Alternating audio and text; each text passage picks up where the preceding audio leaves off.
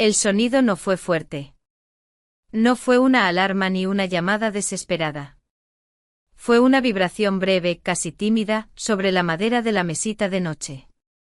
A las 6:30 de la mañana, cuando el mundo aún no exige nada y una cree que puede respirar unos minutos más antes de empezar a ser madre, maestra, mujer funcional.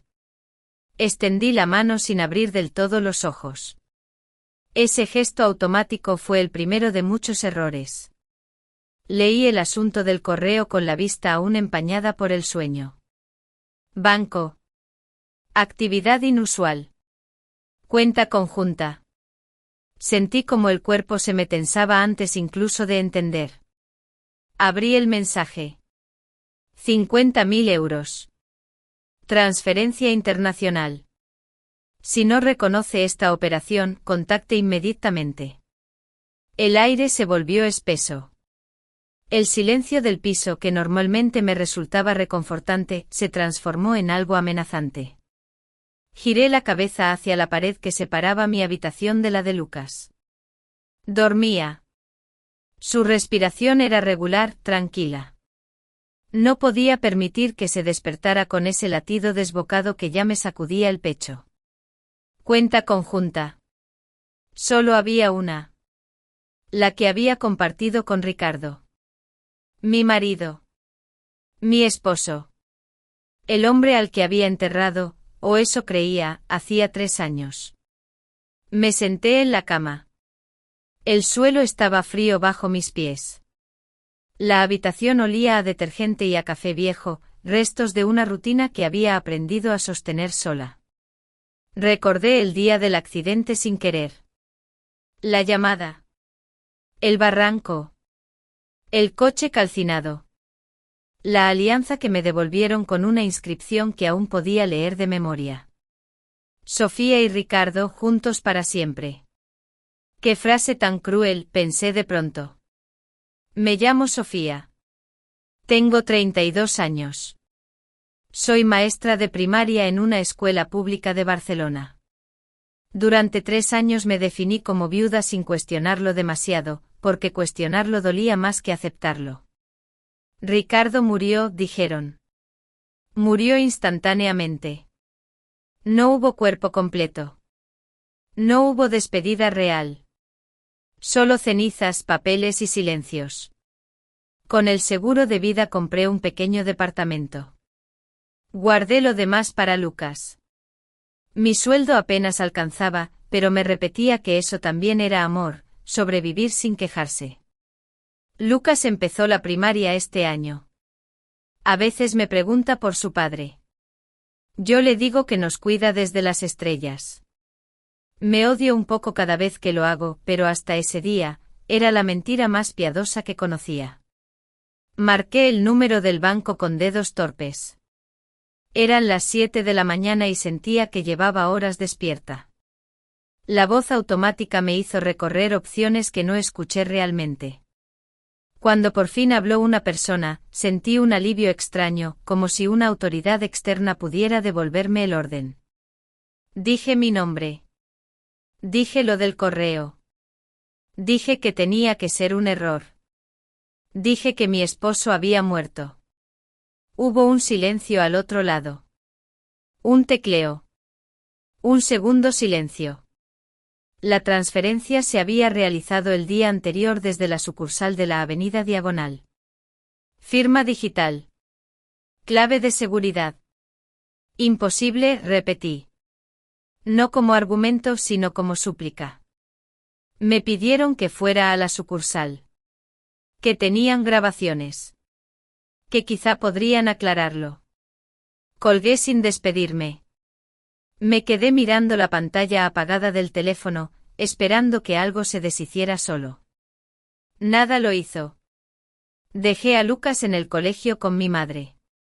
Le sonreí. Le dije que todo estaba bien. El olor a colonia barata y a bocadillos recién hechos me revolvió el estómago. Conduje hasta el banco sin recordar el trayecto. El volante estaba resbaladizo por el sudor de mis manos. La oficina era pequeña, blanca, demasiado normal para lo que estaba a punto de ocurrir. El gerente ajustó la pantalla. Dijo la hora. Dijo ayer. Apretó play. Un hombre con gorra se acercó al cajero. Insertó una tarjeta. Tecleó. La cámara captó su rostro durante apenas 2 segundos. 2 segundos bastaron para que mi mundo se partiera en dos. Era Ricardo. Más delgado. Barba descuidada. El pelo más largo, más oscuro. Pero los ojos eran los mismos. Verdes. Inconfundibles. La cicatriz junto a la ceja izquierda seguía ahí. Sentí náuseas. Me aferré al escritorio para no caer. Dije su nombre en voz alta. Sonó ajeno. El gerente me preguntó si estaba bien. No lo estaba. Nunca había estado tan lejos de estarlo. Pedí una copia de la grabación. Pedí saber a dónde había ido el dinero. Banco de Valencia. Nombre, Miguel Ángel Torres. No me decía nada y al mismo tiempo lo decía todo. Salí con una memoria USB en el bolsillo y una certeza insoportable: mi marido no estaba muerto. Me había abandonado. Conduje hasta un aparcamiento y apagué el motor. El coche quedó en silencio. Apoyé la frente en el volante. Pensé en llamar a la policía. Pensé en mi madre. Pensé en la familia de Ricardo. Pensé en Javier, su hermano. Siempre me había ocultado algo. Lo había sentido sin pruebas. Fue entonces cuando recordé a Elena. Una amiga de la universidad. Investigadora privada. Llamarla fue admitir que la realidad había cambiado. Cuando le dije que había visto a Ricardo vivo en una grabación, no me dijo que estaba loca. Me dijo que fuera a su oficina. Ahora. Mientras colgaba, sentí algo que no había sentido en 3 años. No esperanza. No alivio.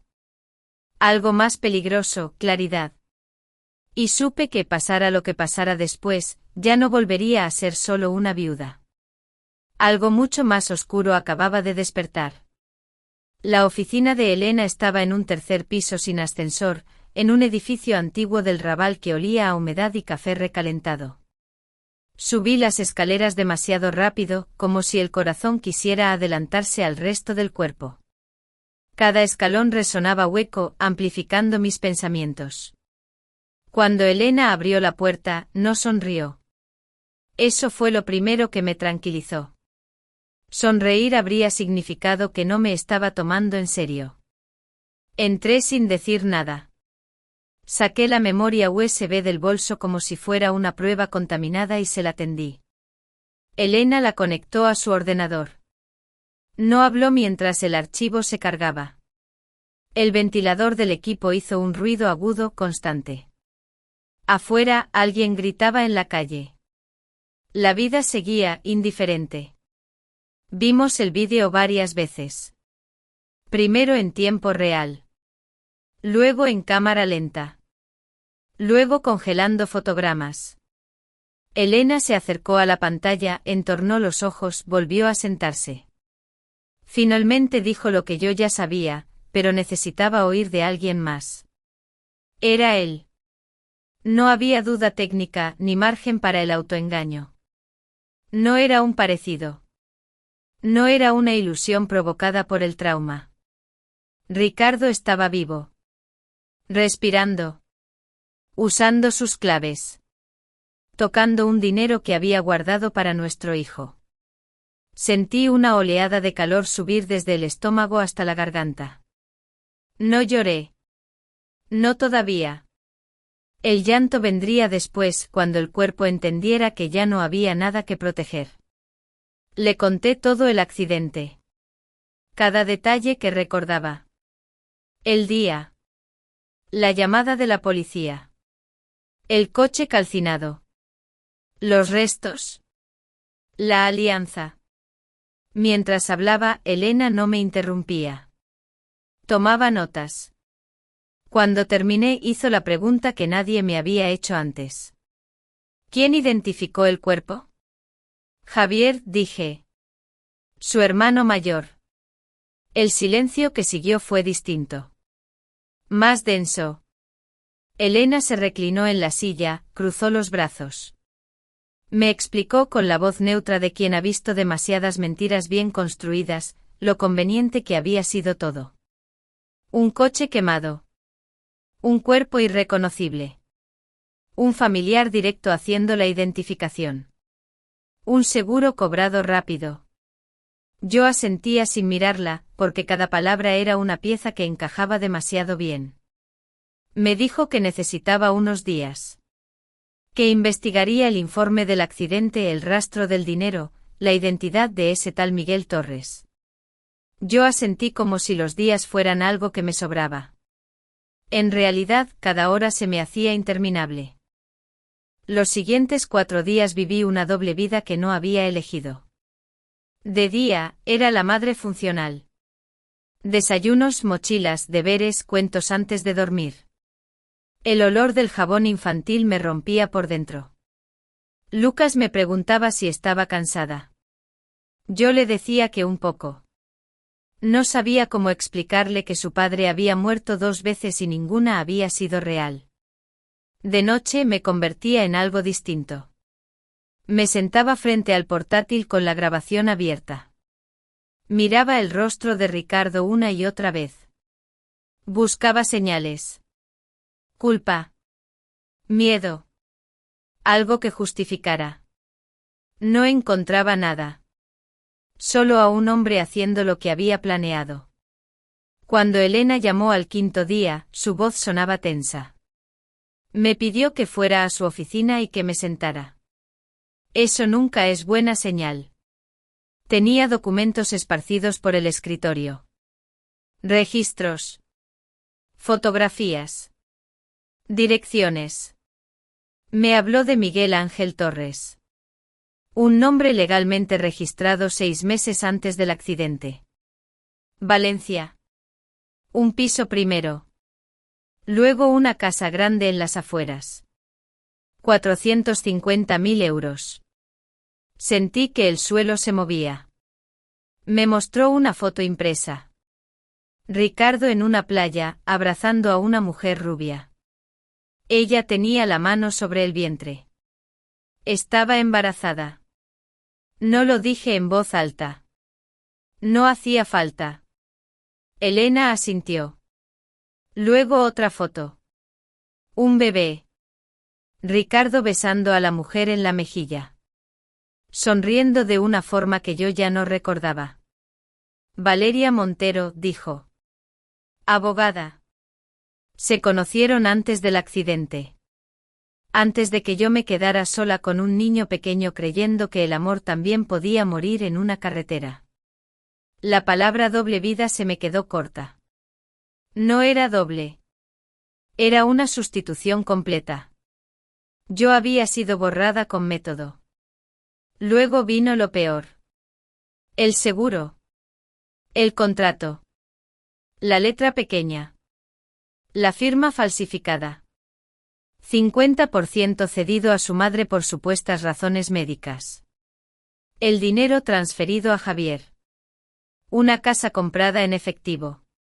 Todo estaba conectado. Sentí algo que no esperaba, miedo.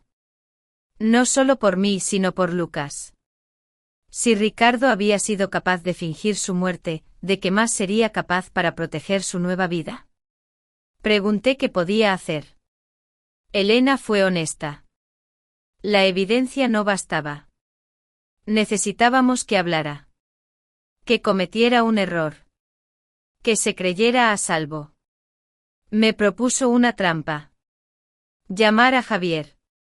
Mencionar irregularidades. Poner nervios. Esperar a que Ricardo reaccionara. Si aún le importaba algo, se movería. Hice la llamada con la voz más neutra que pude. Javier tardó en responder. Cuando lo hizo, sonaba incómodo. Dije seguro. Dije inconsistencias.